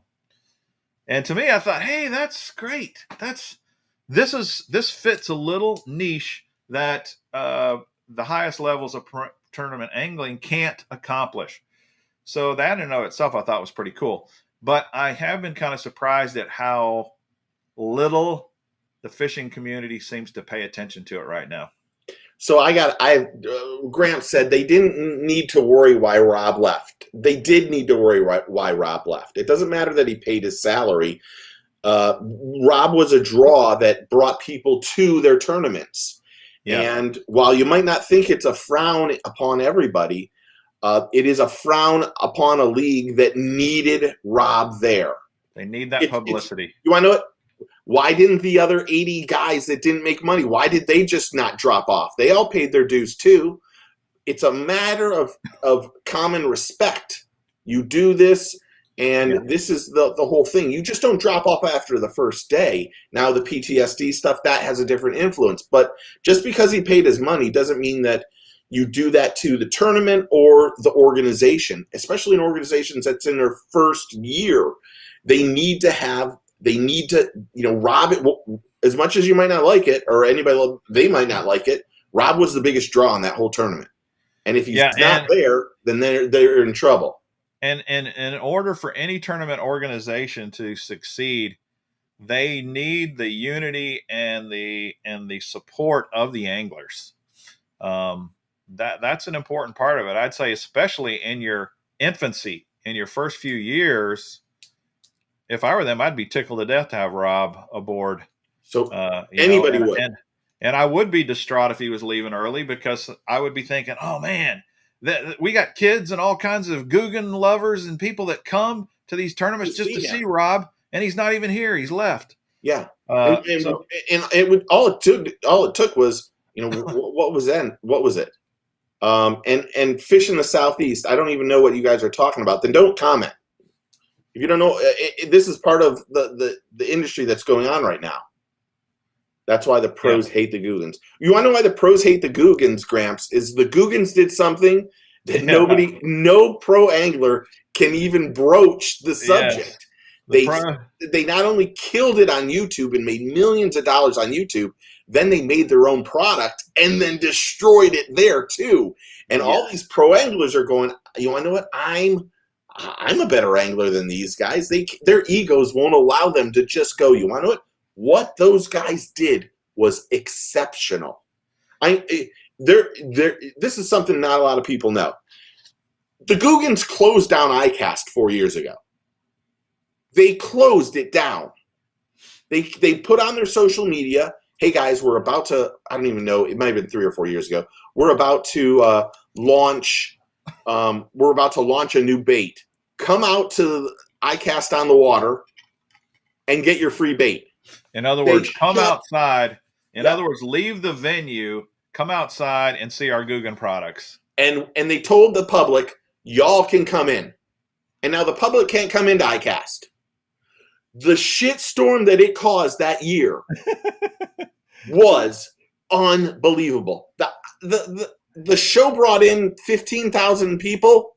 The Googans brought in 100,000 people. That's right. And here's the thing with the Googans. The Googans are a major, major disruptor in the fishing industry. They have taken all the traditional stuff and turned it on its head. Yes. And that's why everybody was so mad at them. And that's why there's still a bunch of people that hate them, because the market's fairly small. They've taken a big chunk of the market, but they have brought in a new customer base. A lot of these little kids, that guys are talking about in the comments, that wouldn't even be paying attention to fishing without the Googans. Yeah. So they're here to stay, and like them or not, I'm not saying that. You guys know, you follow me. I don't have many Googan baits at all. I don't have any. But the Googans are not going away. Never. And they are good for the sport. Yeah, they really are. I mean, now if you want to be exclusive and keep people out, I guess they're bad, but they're a good thing. And having a major Googan on the NPFL could do nothing but help them.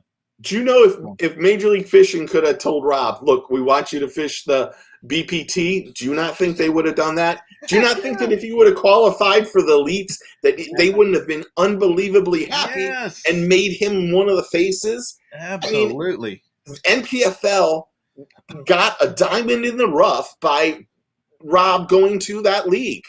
And as crazy as it sounds, he was good for them. Now, right now, he isn't good for them. Yeah. But, there's so many pros and cons to both sides of this story. Yeah. That's the craziest thing about this. Yeah. There's so many pros and cons.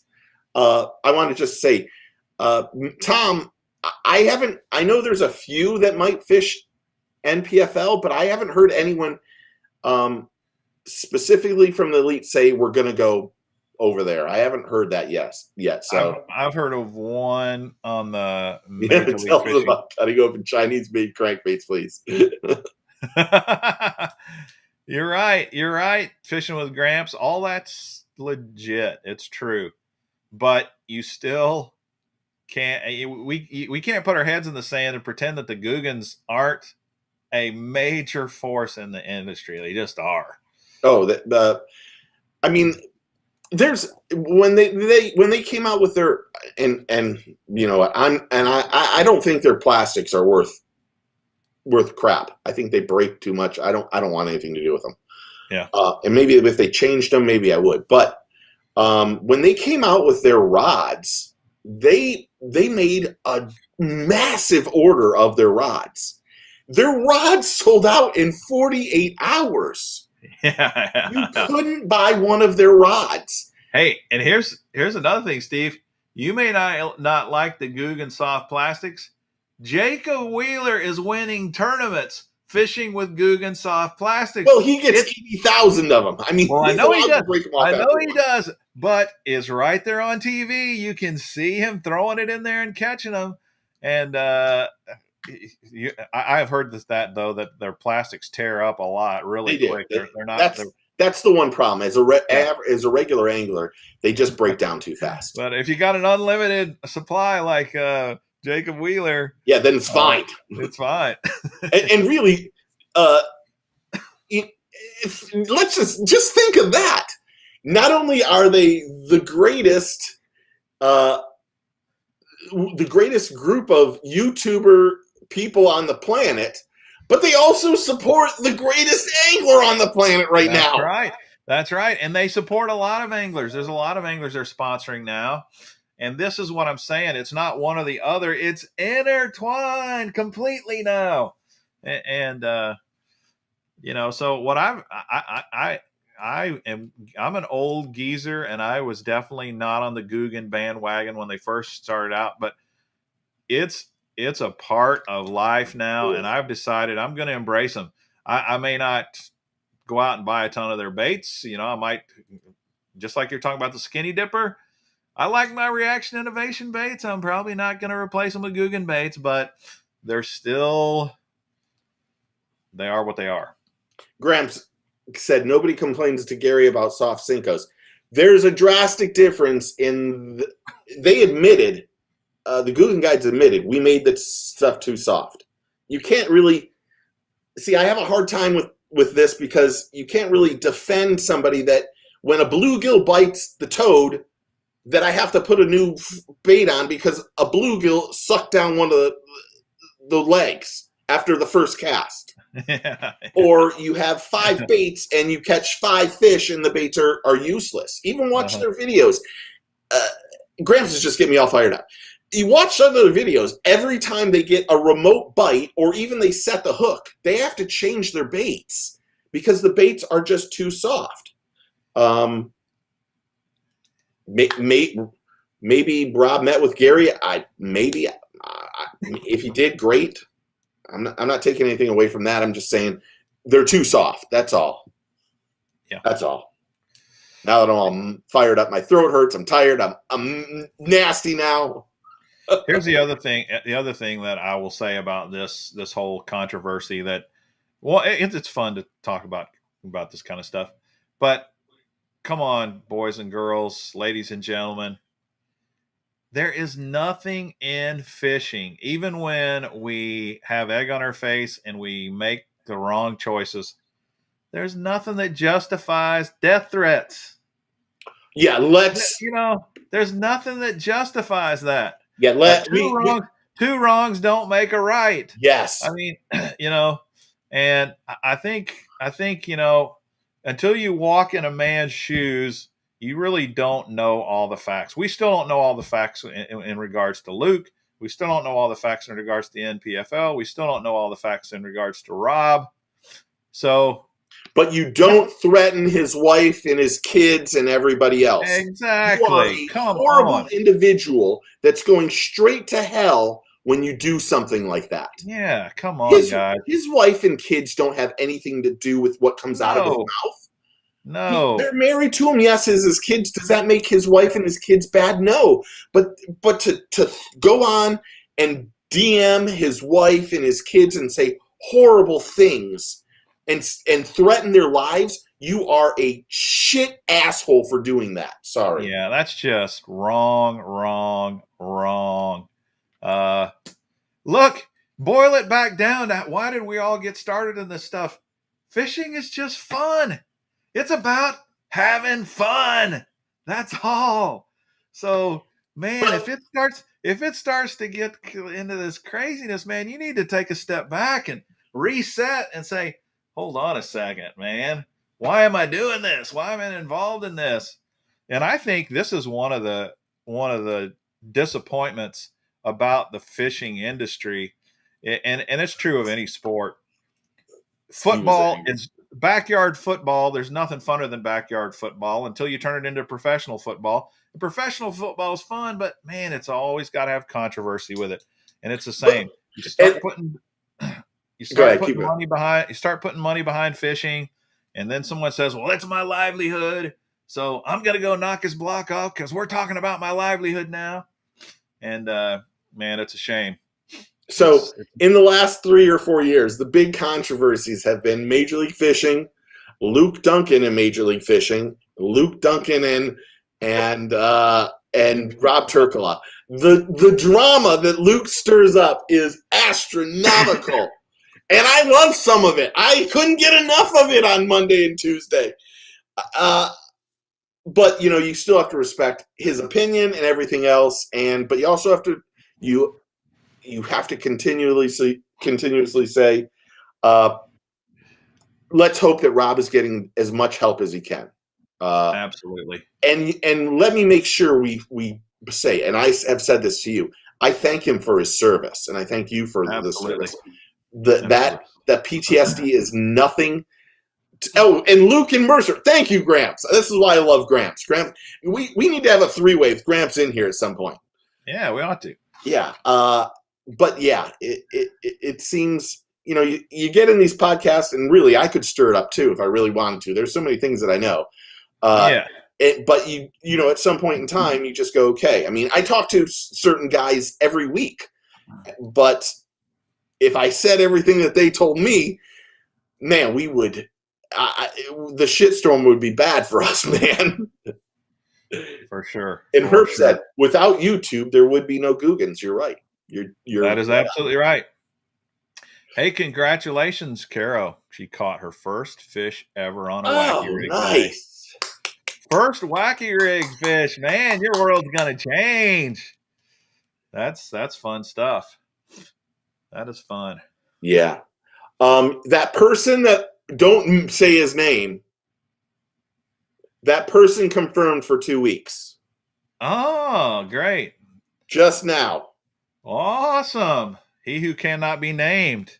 Yes. Oh my goodness, boys and girls. You are not going to believe who we got in 2 weeks. You are not going to believe it. So what that means is either I take next week off or we just do 2 weeks in a row. But I'm burnt right now. I can tell you that. Yeah. Yeah. I hear you, buddy. Okay, so what do you have going? Okay, we might have to go a few minutes late here. Yeah, you're right. Big hill. We have to. That did sound weird. It did sound weird. Three-way with cramps. Yesterday's live broadcast. Yeah, man. How do you guys like? I'm doing some live unboxings. In fact, speaking of that, I'm doing a live unboxing tomorrow night. Which one is it? I think I'll do the Monster Bass multi-species bag. Nice. Tomorrow. And last night's box, no offense, might have been the worst box I've ever seen. Well, it was a head scratcher, and I don't even have it to show you guys because if you guys remember on the live stream last night, somebody won it because he got the dreamsicle right and the dreamsicle color. I've already put it in the mail. It's on the way to him. So it was a weird one, man. Well, here's the thing. Like Fish in the South City says it was the worst box. Okay, I do want to kind of add this caveat. If you look at some of those individual baits, like the Tech Lure Cincos and the trick worms and those little flipping baits, those little toad color, they were fine lures in and of themselves. There was nothing wrong with those soft plastic baits. I think they were probably well made. They had cool colors. They looked fine. The problem is I buy a $35 box and I am sold on super custom handmade, and I start thinking to myself about all these handmade. You start drooling. Yeah, I'm drooling about, man, maybe I'll get another one of those custom made goldfish square little crankbaits I got in that Dark Horse tackle box, and you start thinking about that. You break it open and there's only one hard bait in the entire box. One. And it was cool. It looked great. It was a nice looking jerk bait. Oh yeah, it looked great. It was a great looking bait. But come on, man, give me a break here. I just gave you $35. And I got, okay, let me tell you what was not custom at all. Custom lead bullet weights. Custom worm hooks. Custom made neck gator. None of that is that's not custom. So eliminate all that crap out of the box, and then I boil it down to 4 or 5 packs of soft plastics and a jerk bait. That's not going to cut it, man. No. That box needs to drastically improve. Yeah. Speaking of subscription boxes, so this was my last month. Monster Bass is still hitting me in the ass. I should just say that. So I canceled my Monster Bass. I'm like unbelievably happy, and I say to myself, I'm going to pick someone else, and it's going to be great. So I decide, and in my mind, I say I'm going with Major League Fishing, but I get 3 or 4 comments. Go with Rush. Oh my God, what a nightmare Rush is. I am dying. Rush got me. Rush got you. Box. They charged me for boxes and never sent them. Oh, I spent 90 minutes on the phone with my bank yesterday to make sure that they couldn't continuously charge me, and because I never received anything. So I should have just stuck with Monster Bass. Yeah, at least Monster Bass sends it every month. And they have great customer service. Yeah. It's like, you can't win. I can't win here. Yeah. So anyway, that's true. You can pick up the phone and call Rick or any of the people over at Monster Bass, and they will respond. Yeah, these guys didn't respond. So today is the 13th. I started writing them. So I bought the box on the 18th of last month. On the 31st of last month, or the last day of the month, I started emailing them every day and calling them twice a day. Where's this box? You say the box is supposed to be sent the day after. Why? Where is this? I know you're coming from Ontario, so I'll give you the benefit of the doubt. But could someone please just call me back or email me back? I got nothing from them for 14 consecutive days. 2 days, 2 calls a day. Finally, that was it. Rush tackle box. I'm done. Yeah. So I had that happen to me. Have you ever heard of a bait called flipping the bird? I know that guy. That guy won a Super Bowl. The guy, the owner. Really? Well, he was a Super Bowl football champion. It's a really cool bird bait, and I was like, man, I want to try that. I want to try that flipping the bird bait. So I think I got some. So they had a 3 bird deal. You could buy 3 birds. So I'm like, oh great, I want to try those. I'm going to buy 3 different colors, and I bought a 3 bird deal, and crickets. Nothing showed up. I wait a week. I wait a week. I wait 2 weeks. Nothing. And I go, and my money. They've taken my money. Flipping the bird did not give me any bait. So I try to contact him. And I swear it took me forever. Finally, I found a contact on Facebook. They had a Facebook page. I send them the info. Hey, I ordered these deals and you can take my money. I haven't gotten them. Crickets. No response. Finally, after harassing them constantly, kind of like you were doing with the Rush guys, they finally respond and say, we'll make it right. Crickets. Totally disappeared. Totally went dark. To this day, that was like 2 years ago now, I have never received my baits and I never got my money back. Flipping the bird flipped me the bird. I had that. So I had that happen. I don't want to say the name of the company. I interviewed them a couple of years at ICAST. I came home. I ordered like $30 worth of baits. And then I never got them. And I kept emailing them. And then I stopped because I had a better idea. I knew that I would see him at ICAST, and I thought, I'm going to confront him in ICAST in front of everybody. Oh. And I thought, this was going to be last year. And then yes, I thought, well, I'm going to get it all on video. It's going viral, I'm like, okay. So then I contact the owner and before ICAST to schedule it. And then I feel guilty. I get the guilties thing. I'm like, I shouldn't do this. It's kind of mean to just the golden rule. Yeah. To others. Yeah. So then I say to him, hey, dude, just so you know, I bought these baits. I never received them. Here's the invoice, blah, blah, blah. Here's what you charged me. And he said, well, I'll refund you the money right away. Well, he refunded the money to someone else. Interesting. And then he sent me the baits, and then he said, did you get the money? And I said, look, you used the wrong email address. And he's like, well, once it gets back, I'll reissue it. And I'm like, don't worry about it. You sent me the baits. That's all that matters. And then, of course, ICAST didn't happen last year, but I had visions of grandeur, but at the same time, it's like the lure, whatever, this mechanical lure, that I did that video on. Oh yeah. And that one I get comments on and emails about, like once a week. Somebody emails me something about that. Can I take it down? Whatever. I'm like, that what you sold me was there's no falsehoods in that video at all. There's nothing exaggerated. There's nothing. It's identical to what happened. Uh-huh. But at the same time, you know, they're like, "Oh, we sent you another lure," and I'm like, you know, I'm never gonna. Someone wants this lure, by all means, you can have it. It's here. You can have it. And they're like, "Well, we gave you another one, and I'm sure it works better." I'm like, it doesn't mean I'm making another video for you, because Dude. you killed me with the first one. Dude, we've already hit 2 hours. I know. Okay. We've gone over, and you said you got to work an all-nighter, man. So we probably ought to. Well, I gotta go. To. I'm going to Smyrna, so okay.